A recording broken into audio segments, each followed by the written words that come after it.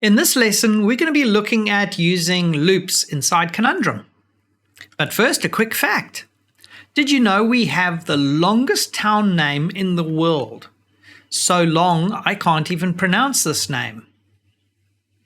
Anyway, let's get started looking at loops. So, under the Blockly, we have two types of loops. We've got a repeat while something is true, which we'll look at later, or repeat a number of times. So we're going to do this. Okay, so I'll put that to the side and let's look at what our challenge is. So our challenge is to move around this square and come out the gate. So once we hit the laser, that'll trigger to open the gate. Okay, so first of all, let's just move forward one tile. So we run that, there we go. So now we're in the center and we can solve this problem. So if I'm going to solve this problem using a loop, I would say move forward and then turn left. But so I could repeat this 4 times. And as you can see, this gets a bit busy doing this, and this doesn't make for efficient code.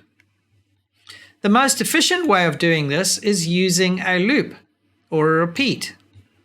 So here we've got repeat 4 times, drive forward 2 tiles, turn left.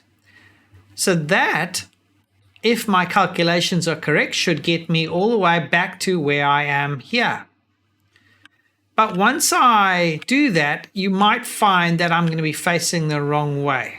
So let's try it out anyway. And so let's click run. Here we go. And as we trigger the laser, that gate has now opened. Here comes our Kaibot, our chief.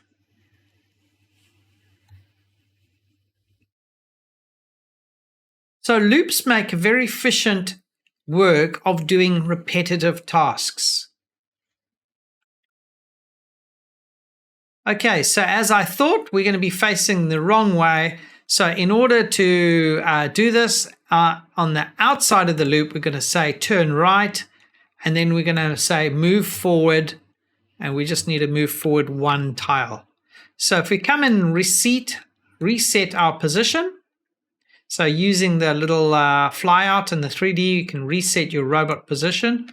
Let's turn around. Okay, so let's, we need to drive forward at the start before the loop. So let's try this out. Here we go. Drive forward. Now the loop starts. Forward twice. Turn left.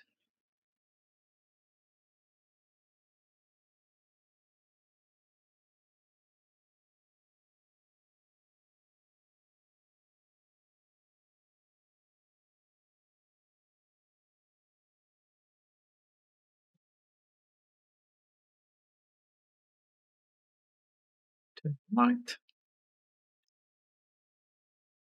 Ta-da! We've got there. So well done. If you managed to copy that code and do the same things, well done, you got there. Let's have a look at a different type of loop. So we're going to be looking at this repeat while something is true.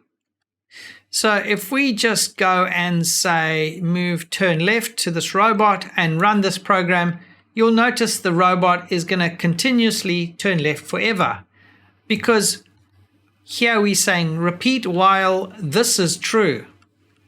But what we can also do is replace this true with something else. Let's have a look at our sensing blocks. So we could say if the electromagnet is sticking out, keep rotating. We could say if it's got an object, read electromagnet. If it's got a box, if we're sitting on the start tile. So we can do quite a lot of different things. We could even use a variable in there. So let's see if electromagnet state.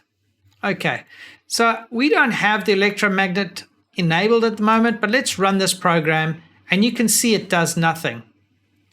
But if I put my electromagnet out there and I run the program again, you'll see the robot is going to continuously rotate until The electromagnet goes back in and now it stops. So that means that it exited the loop once that condition was true. I hope this was helpful for you to learn about loops, and until next time, see you later.